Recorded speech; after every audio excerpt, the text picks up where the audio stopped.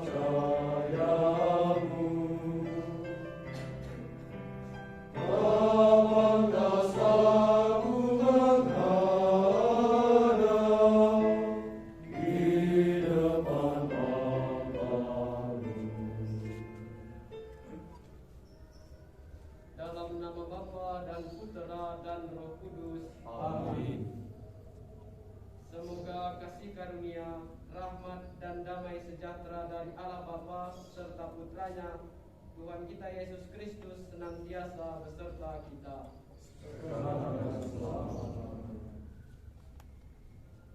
Pertobatan kita sebagai persiapan Paskah hanya dapat terlaksana melalui pertemuan dengan Yesus. Kita pun orang-orang berdosa yang memerlukan pertobatan. Menyiapkan tempat bagi Yesus utusan Bapa, mengandaikan kesediaan untuk meninggalkan segala sesuatu. Kita harus berani menghadapi risiko, mendekati dan mengikuti Dia. Murid Kristus yang sejati mau berkeliling berbuat baik dan hidup bersatu dengan Tuhan. Sebelum kita melanjutkan ibadat sabda ini, marilah kita merenungkan dosa-dosa kita, memohon ampun agar kita pantas dan layak mengikuti ibadat sabda pada hari ini. Saya mengaku kepada Yang Maha Kuasa dan kepada saudara sekalian bahwa saya telah berdosa dengan pikiran dan perkataan, dengan perbuatan dan kelalaian. Saya berdosa, saya sungguh berdosa. Oleh sebab itu saya mohon kepada Santa Maria, kepada para malaikat dan Roh Kudus, dan kepada saudara sekalian, supaya mendoakan saya pada Allah Tuhan kita. Semoga Allah yang Maha Kuasa mengasihi kita, mengampuni dosa-dosa kita dan mengantar kita ke hidup yang kekal. Amin. Marilah berdoa. Allah Bapa yang kekal dan kuasa, orang-orang berdosa menerima sabda pembebasan berkat Yesus Kristus Putramu yang terkasih. Kami mohon semoga hal ini menjadi kekuatan kami, agar selalu terbuka mata dan hati kami terhadap kesulitan dan keprihatinan sesama kami. Sebab Dikaulah yang hidup dan berkuasa bersama dengan Roh Kudus, kini dan sepanjang segala masa. Amin. Marilah kita mendengarkan sabda Tuhan.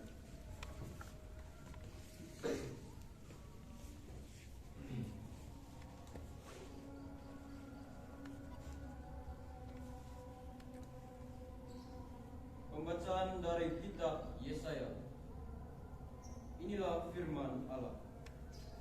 Apabila engkau tidak lagi mengenakan buk kepada sesamamu, dan tidak lagi menunjuk-nunjuk orang dengan jari dan memfitnah, apabila engkau menyerahkan kepada orang lapar apa yang kau inginkan sendiri dan memuaskan hati orang yang tertindas, maka terangmu akan terbit dalam gelap dan kegelapanmu akan seperti rembang tengah hari. Tuhan akan menuntun engkau senantiasa dan akan memuaskan hatimu di tanah yang kering, dan akan membaharui kekuatanmu. Engkau akan seperti taman yang diairi dengan baik, dan seperti mata air yang tidak pernah mengecewa. Engkau akan membangun reruntuhan yang sudah berabad-abad dan akan memperbaiki dasar yang diletakkan oleh banyak keturunan. Engkau akan disebut yang memperbaiki tembok yang tembus, yang membetulkan jalan supaya tempat itu dapat dihuni. Apabila engkau tidak menginjak-injak hukum Sabat dan tidak melakukan urusanmu pada hari kudusku, apabila engkau menyebut hari Sabat sebagai hari kenikmatan dan hari kudus Tuhan sebagai hari yang mulia, apabila engkau menghormatinya dengan tidak menjalankan segala caramu dan dengan tidak mengurus urusanmu sendiri atau berkata omong kosong, maka engkau akan bersenang-senang karena Tuhan. Aku akan membuat engkau melintasi puncak bukit-bukit di bumi dengan kendaraan kemenangan. Aku akan memberi makan engkau dari milik pusaka Yakub, bapa leluhurmu, sebab mulut Tuhanlah yang mengatakannya. Demikianlah sabda Tuhan. Syukur kepada Allah.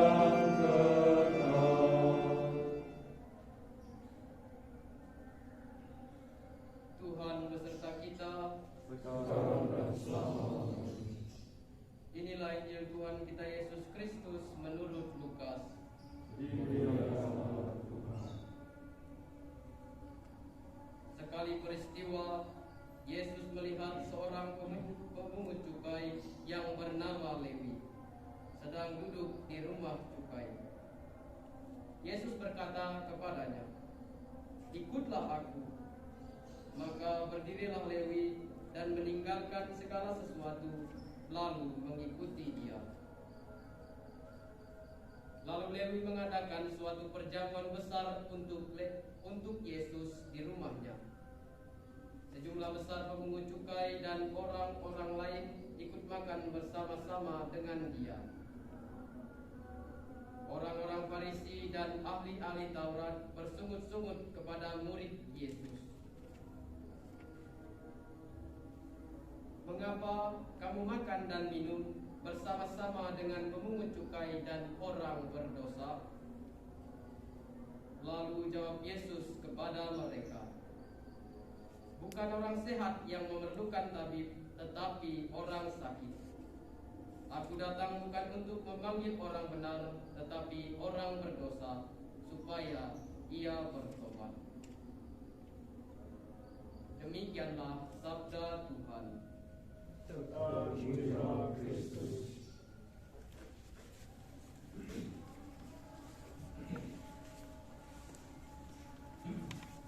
Menjadi seorang imam di mata orang banyak haruslah seorang yang suci, orang yang saleh, tekun berdoa, setia mengikuti kegiatan gereja. Namun pada kenyataannya orang-orang yang mau menjawab panggilan Tuhan adalah orang yang penuh dengan dosa, orang yang penuh dengan cacat celah, orang yang imannya hanya ketika perayaan besar gereja. Bisa kita katakan imannya hanya napas, Natal, Paskah. Bacaan kitab suci yang baru saja kita dengar mengungkapkan hal yang hampir sama, di mana Yesus memanggil seorang Lewi yang adalah juga orang berdosa untuk menjadi pengikutnya ketika Lewi sedang duduk di rumah cukai. Tanggapan dari Lewi dari panggilan Yesus terhadapnya, ia tanpa ragu mengatakan iya.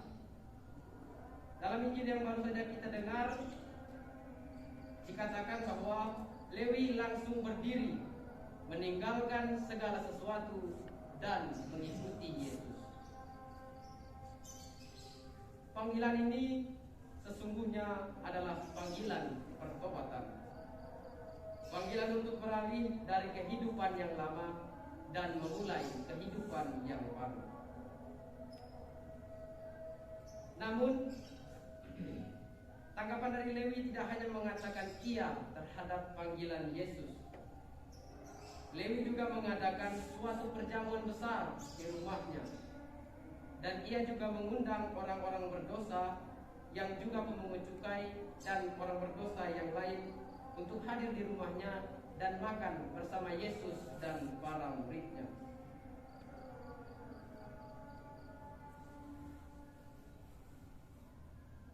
Tanggapan dari Lewi ini juga menunjukkan bahwa ia bersukacita karena Yesus mau menerimanya yang adalah orang berdosa untuk menjadi pengikutnya. Perjamuan yang dilaksanakan di rumah Lewi menunjukkan sukacitanya yang sungguh besar.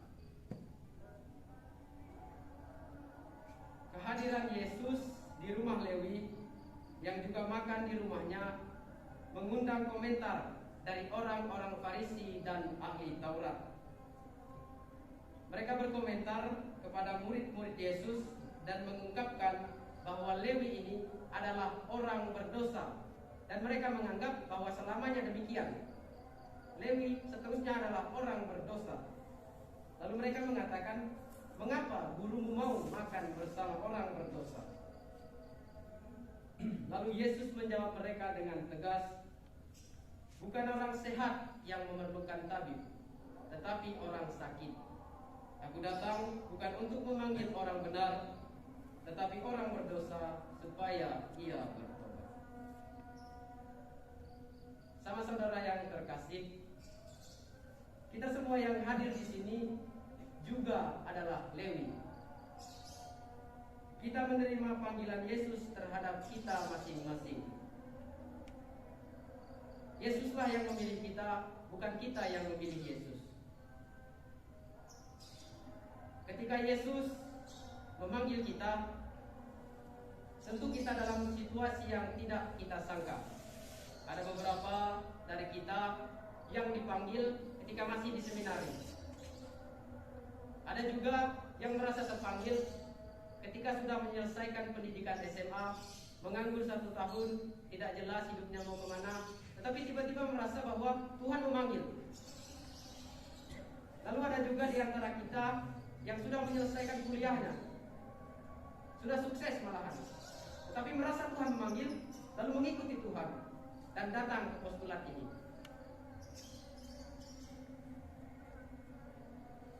Tanggapan kita terhadap panggilan Yesus sebagai seorang calon imam juga sama seperti Lewi. Kita tidak merasakan ragu-ragu untuk meninggalkan segala yang kita punya sebelumnya.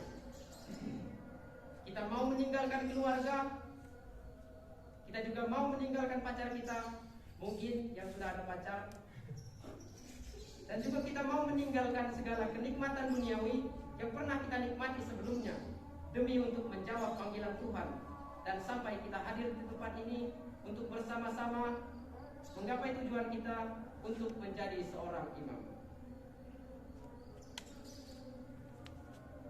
Totalitas kita yang mau mengikuti Yesus, berani menjawab iya terhadap panggilannya, berarti juga berani memikul salib bersama Yesus. Sama saudaraku yang terkasih, kita yang dipanggil oleh Yesus ini juga berdosa seperti Lewi. Kita penuh dengan ketidaklayakan. Namun ketika Yesus sudah memanggil kita untuk datang ke tempat ini, itu berarti kita layak di hadapannya. Sama saudaraku yang terkasih, ketika kita memutuskan untuk menjadi seorang imam, tidak sedikit orang-orang di sekitar kita, baik keluarga, tetangga, maupun orang yang tidak kita kenal, memberikan komentar yang kurang lebih sama seperti orang Farisi dan ahli-ahli Taurat. Namun bedanya mungkin keluarga kita berkomentar baik. Mengapa ganteng-ganteng mau jadi pastor? Mungkin. Lalu ada tetangga yang meragukan kita karena melihat kita yang jarang aktif di gereja dan seperti acuh tak acuh dengan kegiatan gereja. Mereka berpikir bahwa bagaimana anak muda ini ingin menjawab panggilan Tuhan, sedangkan kehidupan menggereja hancur lebur. Jadi banyak komentar-komentar yang kita alami sebelum kita datang ke tempat ini. Mungkin ada beberapa yang tidak mengalami komentar, tetapi ada juga yang mengalami komentar seperti yang dialami oleh Lewi dalam bacaan suci yang baru saja kita dengar.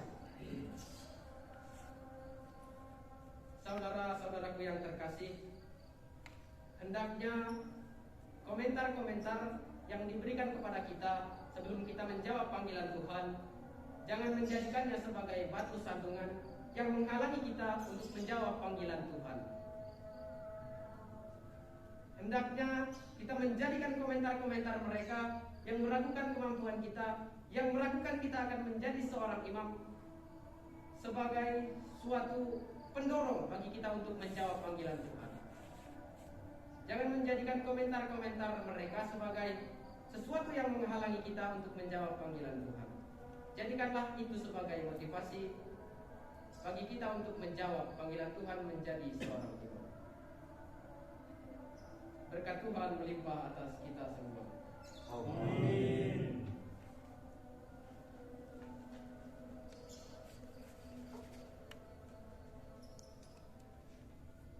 Pater dan saudara-saudara yang terkasih dalam Kristus, setelah mendengarkan sabda Tuhan dan merenungkan pesannya, marilah kita mengungkapkan iman dan kepercayaan kita akan kasih dan penyertaannya dengan bersama-sama mengungkapkan syahadat para rasul. Aku percaya akan Allah Bapa yang Maha Kuasa, pencipta langit dan bumi, dan akan Yesus Kristus, Putra Tunggal Tuhan kita, yang dikandung dari Roh Kudus, dilahirkan oleh perawan Maria, yang menderita sengsara dalam pemerintahan Pontius Pilatus, disalibkan, wafat dan dimakamkan. Ia turun ke kemudian pada hari ketiga bangkit dari antara orang mati. Ia naik surga, duduk sebelah kanan Allah Bapa yang Maha Kuasa, dan tidak akan datang mengambil orang yang. Aku percaya kepada Roh Kudus, Gereja Katolik yang kudus, persekutuan para kudus, pengampunan dosa, kebangkitan badan, kehidupan kekal. doa umat. Allah Bapa, Engkau telah menyegarkan kami dengan sabdamu, maka Ia juga memperkenankan kita untuk memohon doa kepadanya.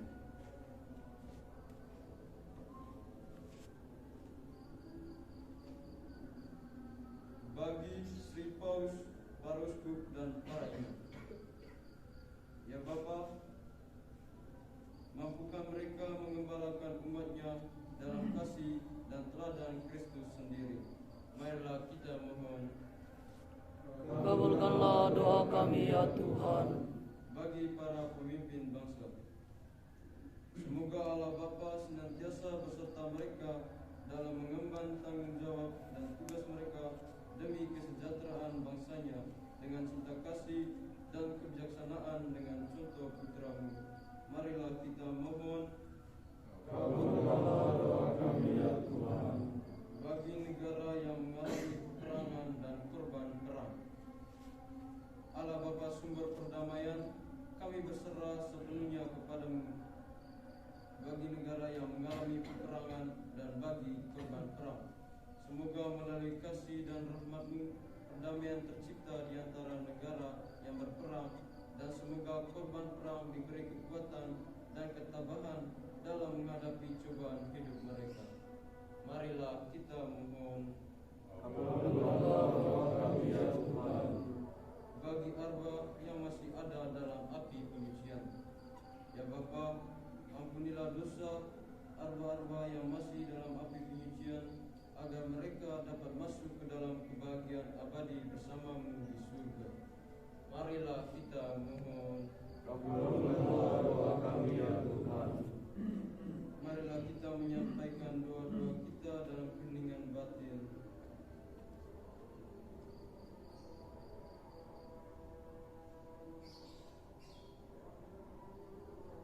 Marilah kita mohon. Kabulkanlah doa kami ya Tuhan.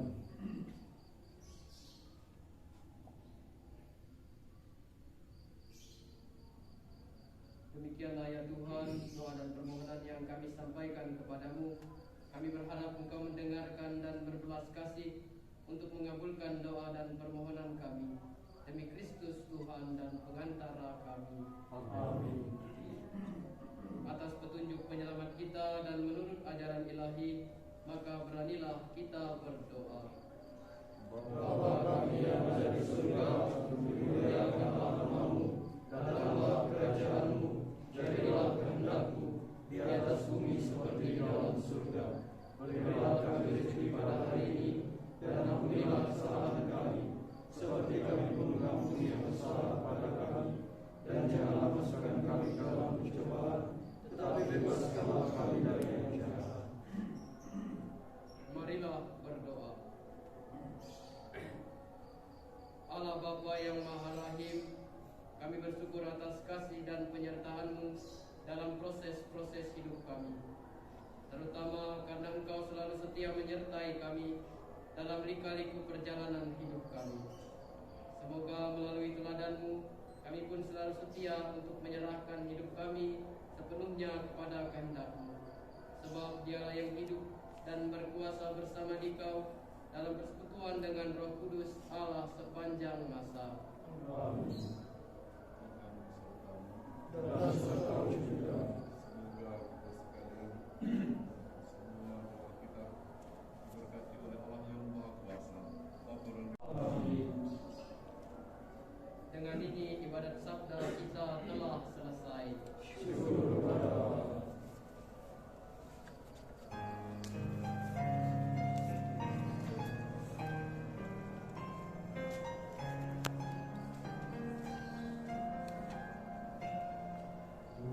Tuhan kita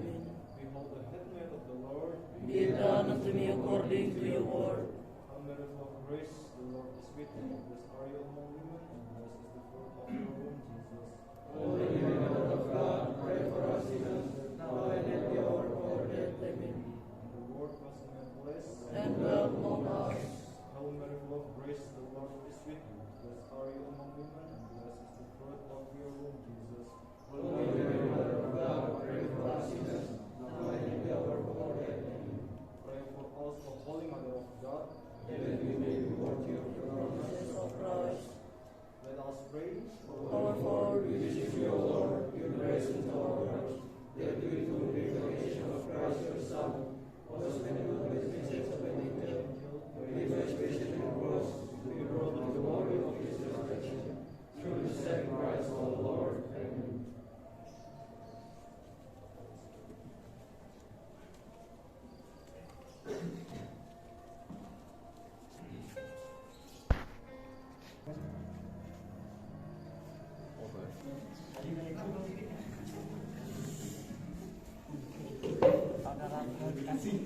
Tiga.